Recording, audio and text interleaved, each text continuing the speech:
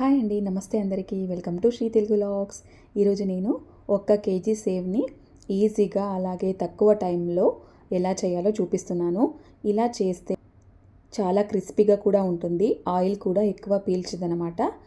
అలాగే మీరు 1 నెల వరకు ఎయిర్ టైట్ బాక్స్లో అయితే స్టోర్ చేసి పెట్టుకోవచ్చు అనమాట. ఇక లేట్ చేయకుండా అసలుకైతే వెళ్ళిపోదాం రండి. ఇక్కడ నేను 1 కేజీ శనగపిండిని జల్లించి అయితే తీసుకుంటున్నాను అనమాట. ఇలా తీసుకుంటే మనకి ఏదైనా సన్న రవ్వ లాంటిది ఏదైనా ఉంటే మనము సేవ్ చేసుకునేటప్పుడు మనకి పలకలు తగలకుండా ఉంటుందన్నమాట. ఇక్కడ నేను 1 కప్పు దాకా రైస్ ఫ్లోర్ని అయితే తీసుకున్నాను. ఇలా రైస్ ఫ్లోర్ యాడ్ చేసుకుంటే సేవ్ చాలా క్రిస్పీగా వస్తాయన్నమాట. ఇక్కడ 1 కేజీ పిండికి తగ్గట్టుగా నేను ఒక 2 టేబుల్ స్పూన్ దాకా సాల్ట్ని అయితే యాడ్ చేసుకుంటున్నాను. అలాగే 1 స్పూను టర్మరిక్ పౌడర్ని అయితే యాడ్ చేసేసుకున్నాను. అలాగే చిల్లీ పౌడర్ని కూడా నేను 2 టేబుల్స్ దాకా యాడ్ చేసుకుంటున్నాను. నేను క్వాంటిటీ ఎక్కువ తీసుకున్నాను కాబట్టి ఈ క్వాంటిటీకి తగ్గట్టుగా అయితే నేను కారం పొడిని అలాగే సాల్ట్ని కూడా వేశాను. ఇప్పుడు నేను ఇందులోనే 2 గరిటెలు వేడి చేసిన ఆయిల్ని అయితే వేసుకుంటున్నాను. ఇలా చేస్తే బాగా సేవ్ అయితే క్రిస్పీగా వస్తుందన్నమాట. తర్వాత ఇప్పుడు నేను కొంచెంగా వాటర్ని అయితే యాడ్ చేసేసుకొని నిదానంగా కలుపుకోవాలన్నమాట. ఇక్కడ మనము ఇలాగా కొంచెంగా వాటర్ వేసుకొని యాడ్ చేసుకుంటే మనకి ఎక్కువ పిండి లూజ్గా కాకుండా అలాగే గట్టిగా కాకుండా కరెక్ట్ కన్సిస్టెన్సీ రావాలన్నమాట. సో అందుకే ఇలాగా కొంచెంగా వాటర్ వేసేసుకొని కలుపుకోవాలన్నమాట. చూడండి, ఇలా కొంచెం సాఫ్ట్గా అయితే పిండి ఉండాలన్నమాట.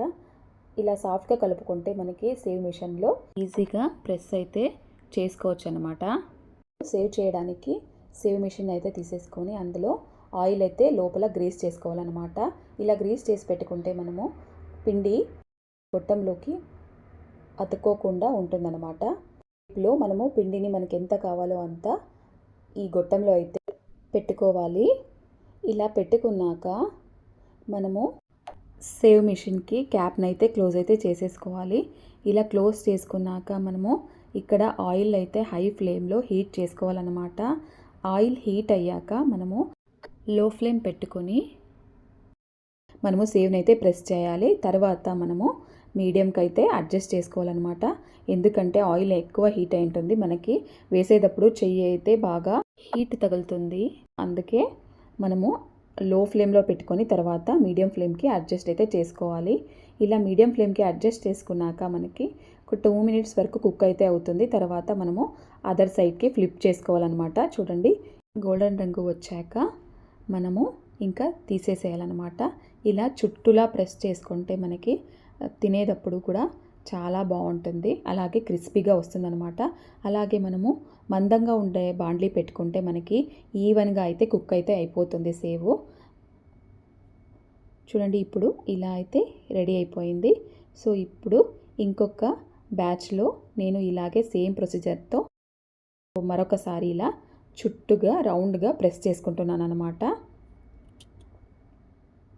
ఇలా మళ్ళీ మీడియం ఫ్లేమ్లోకి సెట్ చేసుకొని 2 మినిట్స్ వరకు కుక్ చేసుకొని అలాగే ఒక అదర్ సైడ్కి ఫ్లిప్ చేసుకుంటున్నాను. చూడండి, 1 మినిట్ అయితే కుక్ అయిపోతుంది. ఇప్పుడు ఇది కూడా రెడీ అయిపోయింది. ఇలాగా సేమ్ ప్రొసీజర్ని ఫాలో అవ్వాలన్నమాట. ఇప్పుడు నెక్స్ట్ బ్యాచ్కి కూడా నేను ఆయిల్ బాగా హీట్ చేసుకొని తర్వాత ప్రెస్ చేసేటప్పుడు లో ఫ్లేమ్లో పెట్టుకొని సేవ్ని అయితే ఇలా ప్రెస్ చేసుకోవాలన్నమాట రౌండ్ షేప్లో. తర్వాత మనం ప్రెస్ చేసుకున్నాక మీడియం ఫ్లేమ్లో సెట్ చేసేసుకొని ఒక 2 మినిట్స్ వరకు కుక్ అయితే మళ్ళీ ఇంకొక సైడ్ కూడా 1 మినిట్ వరకు కుక్ చేస్తే సరిపోతుందన్నమాట. సో ఇలాగా మనము సేవ్ని అయితే ఈజీగా రెడీ చేసుకోవచ్చు. అలాగే చాలా తక్కువ టైంలో నేను 1 కేజీ సేవ్ని ఒక 20 మినిట్స్ అయితే పట్టిందనమాట. ఎక్కువ ఆయిల్ కూడా పీల్చుకోదు, అలాగే టేస్టీగా అలాగే క్రిస్పీగా కూడా ఉంటుందన్నమాట. ఇలా చేసి పెట్టుకున్న సేవ్ని మనము 1 నెల వరకు ఎయిర్ టైట్ బాక్స్లో అయితే స్టోర్ చేసి పెట్టుకోవచ్చు అనమాట. అలాగే ఈ రెసిపీ కనుక మీకు నచ్చితే please like, share and subscribe to my channel. అలాగే నా ఛానల్లో ఉండే అదర్ రెసిపీస్ని కూడా చెక్ చేయండి. Thank you for watching. Next వీడియోలో మళ్ళీ కలుద్దాం. అంతవరకు బాయ్ బాయ్.